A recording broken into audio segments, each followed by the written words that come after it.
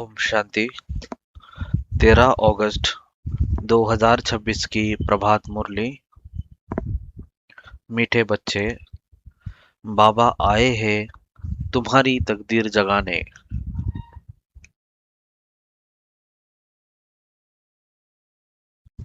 पावन बनने से ही तकदीर जगेगी। प्रश्न है, जिन बच्चों की तकदीर जगी हुई है उनकी निशानी क्या होगी? उत्तर है, वे सुख के देवता होंगे। बेहद के बाप से सुख का वर्षा लेकर सबको सुख देंगे। कभी भी किसी को दुख नहीं दे सकते। वह है व्यास के बच्चे, सच्चे सच्चे सुखदेव। वह 5 विकारों का संन्यास कर सच्चे सच्चे राजयोगी राजऋषि कहलाते हैं। उनकी अवस्था एक रस रहती है। उन्हें किसी भी बात में रोना नहीं आ सकता। उनके लिए ही कहते हैं मोह जीत। गीत है, तकदीर जगा कर आई हूँ। ओम शांति। गीत की एक लाइन सुन करके मीठे मीठे बच्चों के रोमांच खड़े हो जाने चाहिए। है तो कॉमन गीत, परंतु इनका सार और कोई नहीं जानते। बाप ही आकर हर गीत शास्त्र का अर्थ समझाते हैं। मीठे मीठे बच्चे यह भी जानते हैं कि कलयुग में सबकी तकदीर सोई हुई है। सतयुग में तकदीर जगी हुई रहती है। सोई हुई तकदीर को जगाने वाला और मत देने वाला अथवा तकदीर बनाने वाला एक ही बाप है। वही बैठ बच्चों की तकदीर जगाते हैं। जैसे बच्चे पैदा होते हैं और तकदीर जग जाती है। बच्चा जन्मा और उनको यह पता चल जाता कि हम वारिस है। हूबहू यह बेहद की बात है। बच्चे जानते हैं कल्प कल्प हमारी तकदीर जगती है और सो जाती है। पावन बनते हैं तो तकदीर जगती है। पावन गृहस्थ आश्रम कहा जाता है। आश्रम अक्षर पवित्र होता है। पवित्र गृहस्थ आश्रम, उनके अगेंस्ट फिर है अपवित्र पतित धर्म। आश्रम नहीं कहेंगे। गृहस्थ धर्म तो सबका है ही, जानवरों का भी है। बच्चे तो सब पैदा करते हैं, जानवरों को भी कहेंगे गृहस्थ धर्म में है। अब बच्चे जानते हैं हम स्वर्ग में पवित्र गृहस्थ आश्रम में थे, देवी देवता थे।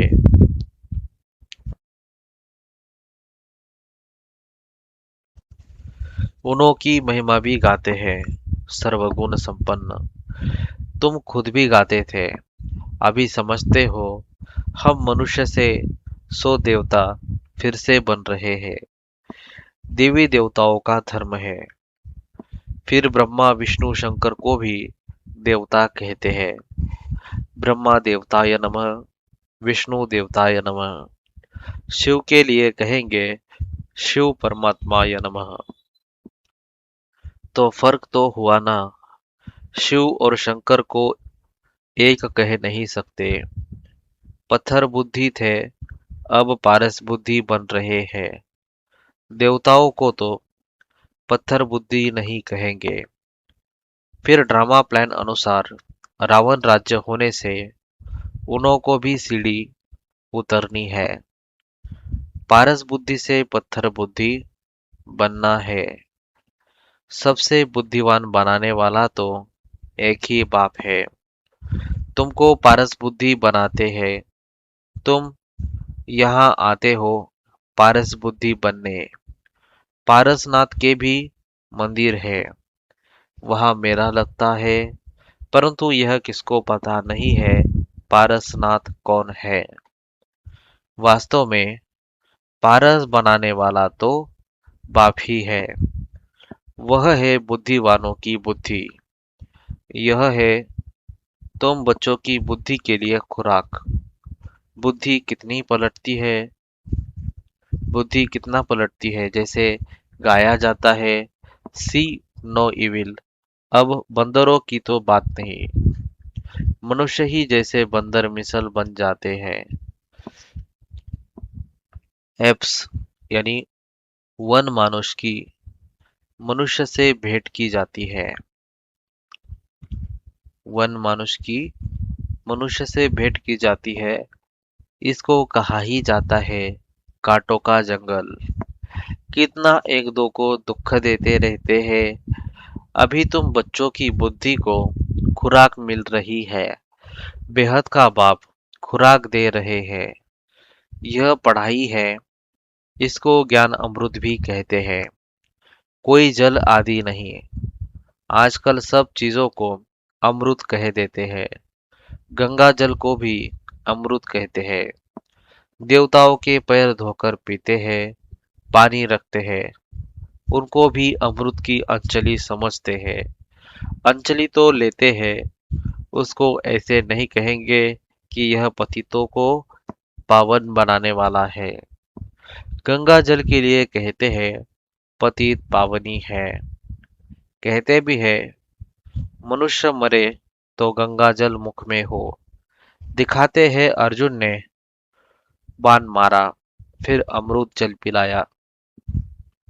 तुम बच्चों ने कोई बाण आदि नहीं चलाए हैं। एक गांव है जहां बाणों से लड़ाई करते हैं। वहां के राजा को ईश्वर का अवतार कहते हैं।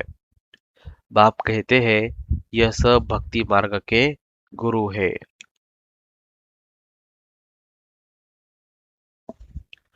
सच्चा सच्चा सदगुरु एक ही है। सर्व का सदगति दाता एक है, जो सबको साथ ले जाते हैं। बाप के सिवाय वापिस कोई ले नहीं जा सकता। ब्रह्म में लीन हो जाने की बात नहीं। यह नाटक बना हुआ है, जो चक्र अनादि फिरता ही रहता है। वर्ल्ड की हिस्ट्री ज्योग्राफी कैसे रिपीट होती है, यह अभी तुम जानते हो। मनुष्य अर्थात आत्माएं अपने बाप रचता को भी नहीं जानती है। आत्माएं अपने बाप रचता को भी नहीं जानती है। जिसको याद भी करते हैं ओ गॉड फादर। हद के बाप को कभी गॉड फादर नहीं कहेंगे। गॉड फादर अक्सर बहुत अदब यानी इज्जत से कहते हैं। उनके लिए ही कहते हैं वह पतित पावन दुख हरता सुख करता है। एक तरफ कहते हैं वह दुख हरता सुख करता है, और फिर कोई दुख होता है व बच्चा आदि मर जाता है तो कह देते हैं ईश्वर ही सुख दुख देता है। ईश्वर ने हमारा बच्चा ले लिया, यह क्या किया। ईश्वर को फिर गालियां देते हैं।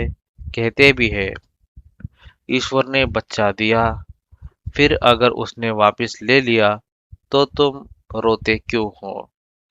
ईश्वर के पास गया ना। सतयुग में कब कोई रोते नहीं है।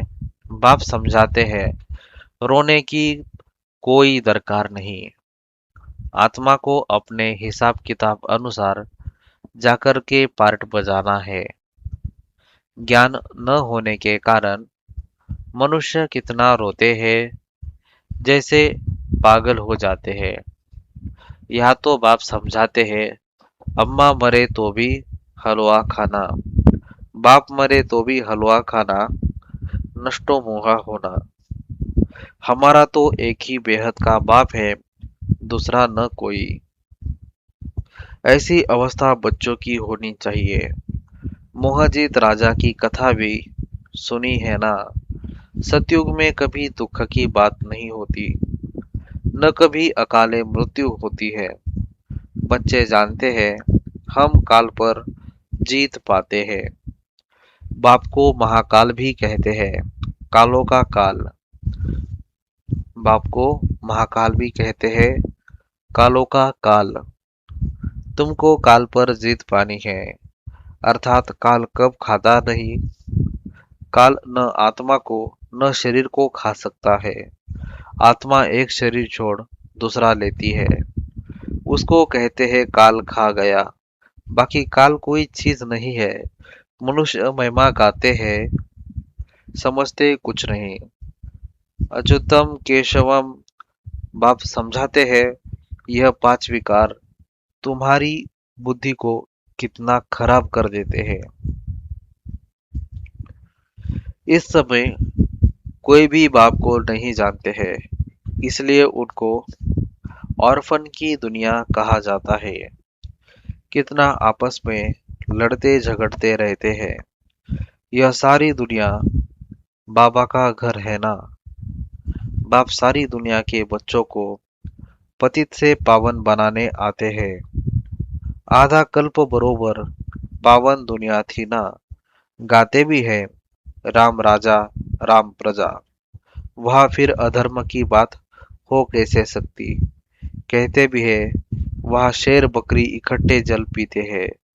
फिर वहां रावण आदि कहां से आए, समझते नहीं।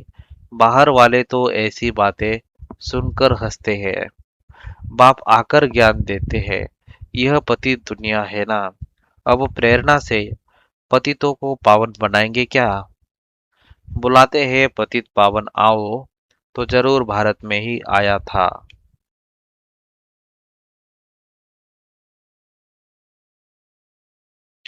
अब भी कहते हैं, मैं ज्ञान का सागर आया हूँ, तुम्हें आप समान मास्टर ज्ञान सागर बनाने के लिए।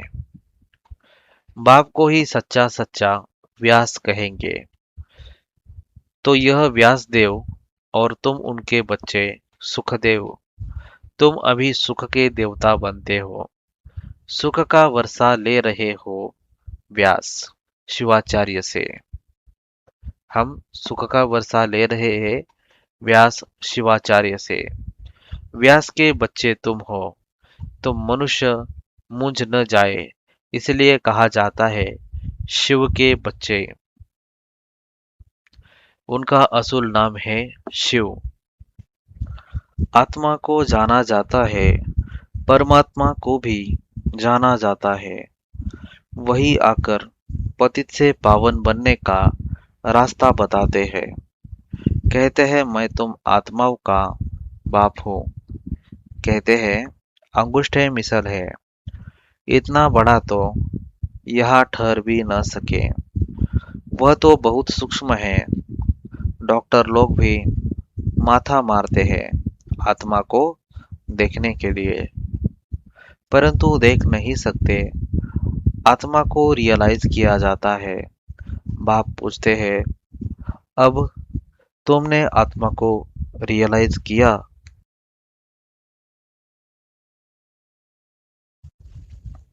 बाबा सवाल पूछ रहे हैं, क्या तुमने आत्मा को रियलाइज किया। इतनी छोटी सी आत्मा में अविनाशी पार्ट नोंदा हुआ है, जैसे एक रिकॉर्ड है।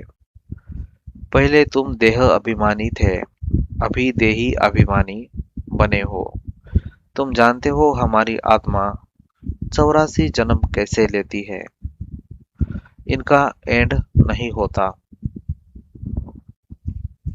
अब हम जानते हैं कि हमारी आत्मा 84 जन्म कैसे लेती है, उनका एंड नहीं होता। कोई कोई पूछते हैं, यह ड्रामा कब से शुरू हुआ, परंतु यह तो अनादि है, यह कभी भी विनाश नहीं होता। इनको कहा जाता है बना बनाया अविनाशी वर्ल्ड ड्रामा। वर्ल्ड को भी तुम जानते हो, जैसे अनपढ़ बच्चों को पढ़ाई दी जाती है, ऐसे बाप तुम बच्चों को पढ़ा रहे हैं। आत्मा ही शरीर द्वारा पढ़ती है। यह है पत्थर बुद्धि के लिए फूड। बुद्धि को समझ मिलती है। तुम बच्चों के लिए ही बाबा ने चित्र बनवाए हैं। बहुत सहज है। त्रिमूर्ति ब्रह्मा, विष्णु, शंकर। अब ब्रह्मा को त्रिमूर्ति क्यों कहते हैं? देव देव महादेव एक दो के ऊपर रखते हैं, अर्थ कुछ भी नहीं जानते। अब ब्रह्मा कैसे हो सकता, जबकि ब्रह्मा को प्रजापिता कहा जाता है? तो सूक्ष्म वतन में वह देवता कैसे हो सकता? प्रजापिता ब्रह्मा तो यहाँ होना चाहिए। यह बातें कोई भी शास्त्र में है नहीं। बाप कहते हैं, मैं इस शरीर में प्रवेश कर इन द्वारा तुमको समझाता हूँ, इनको अपना रथ बनाता हूँ। इनके बहुत जन्मों के अंत में मैं आता हूँ। यह भी विकारों का संन्यास करते हैं। संन्यास करने वाले को योगी ऋषि कहा जाता है। अभी तुम राजऋषि हो, तुम प्रतिज्ञा करते हो। वह सन्यासी लोग घर बार छोड़ चले जाते हैं। यहाँ तो स्त्री पुरुष इकट्ठे रहते हैं, कहते हैं हम विकार में कभी नहीं जाएंगे। मूल बात है ही विकार की। तुम जानते हो, शिव बाबा रचयिता है। वह नई रचना रचते हैं। वह बीज रूप सतचित आनंद का सागर, ज्ञान का सागर है। स्थापना, पालना, विनाश कैसे करते हैं, यह बाप ही जानते हैं। इन बातों को मनुष्य तो जानते नहीं। तुम बच्चे अभी इन सब बातों को जानते हो, इसलिए सबको समझा सकते हो। तुम बच्चे अभी इन सब बातों को जानते हो, इसलिए सभी को समझा सकते हो। अच्छा, मीठे मीठे सिकिलधे बच्चों प्रति माता पिता बाप दादा का याद प्यार और गुड मॉर्निंग। रूहानी बाप की रूहानी बच्चों को नमस्ते। हम रूहानी बच्चों की रूहानी बाप दादा को याद प्यार, गुड मॉर्निंग और नमस्ते। वाह बाबा वाह, शुक्रिया बाबा, शुक्रिया आपका, पद्मा पदम शुक्रिया। धारणा के लिए मुख्य सार है, हर एक आत्मा का हिसाब किताब अपना अपना है। इसलिए कोई शरीर छोड़ते हैं तो रोना नहीं है, पूरा नष्टो मोहा बनना है। बुद्धि में रहे, हमारा तो एक बेहद का बाप, दूसरा न कोई। दो, पांच विकार जो बुद्धि को खराब करते हैं, उनका त्याग करना है। सुख का देवता बन सबको सुख देना है। सुख का देवता बन सबको सुख देना है, किसी को दुख नहीं देना है। वरदान है, सदा मर्यादाओं की लकीर के अंदर रहने की केयर करने वाले मर्यादा पुरुषोत्तम भव। सदा मर्यादाओं की लकीर के अंदर रहने की केयर करने वाले मर्यादा पुरुषोत्तम भव। जो बच्चे अपने आप को एक ही बाप अर्थात राम की सच्ची सीता समझकर सदा मर्यादाओं की लकीर के अंदर रहते हैं, अर्थात यह केयर करते हैं, वह केयरफुल सो चीयरफुल यानी हर्षित स्वतः रहते हैं।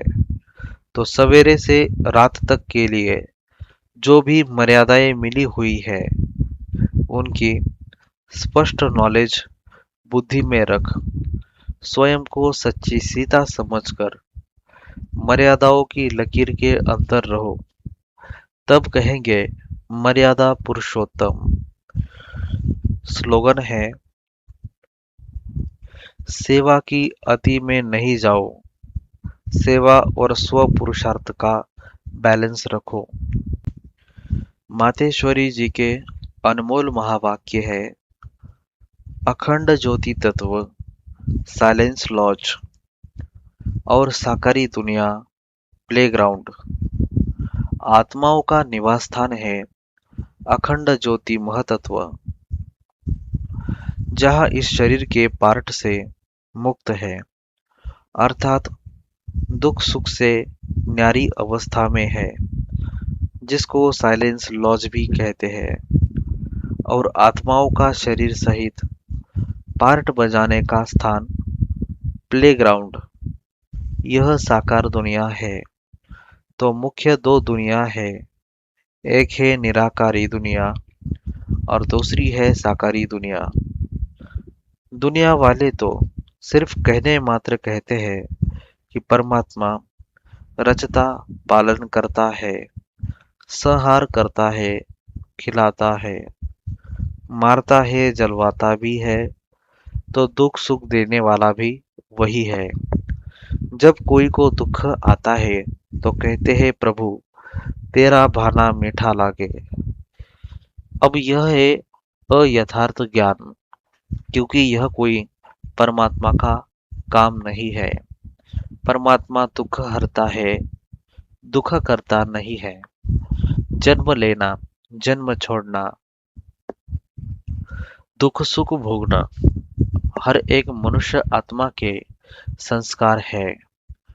शारीरिक जन्म देने वाला माता पिता है, वह भी कर्म बंधन अनुसार बाप बेटे के संबंध में आता है।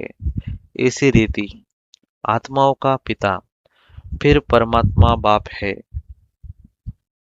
वो कैसे बेहद रचना की स्थापना पालना करता है, कैसे वो अपने तीन रूप ब्रह्मा विष्णु शंकर का रचयिता है, फिर इन आकारी रूपों द्वारा दैवी सृष्टि की स्थापना, आसुरी दुनिया का विनाश और फिर दैवी दुनिया की पालना करवाता है।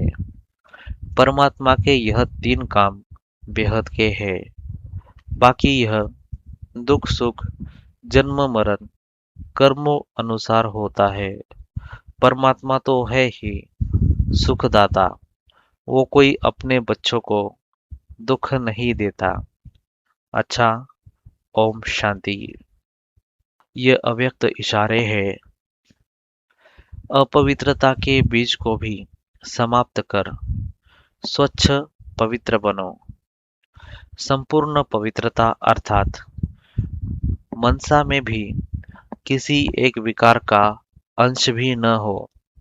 ज्ञान गुण और सर्व शक्तियों की प्राप्ति में सदा संपन्न, सर्व प्राप्तियों के लाइट का क्राउन स्पष्ट दिखाई दे। स्वयं को सदा लाइट यानी आत्मिक रूप में अनुभव करे। स्वयं को सदा लाइट आत्मिक रूप में अनुभव करे। कर्म में भी अपने को लाइट यानी हल्का महसूस करे। अच्छा, ओम शांति।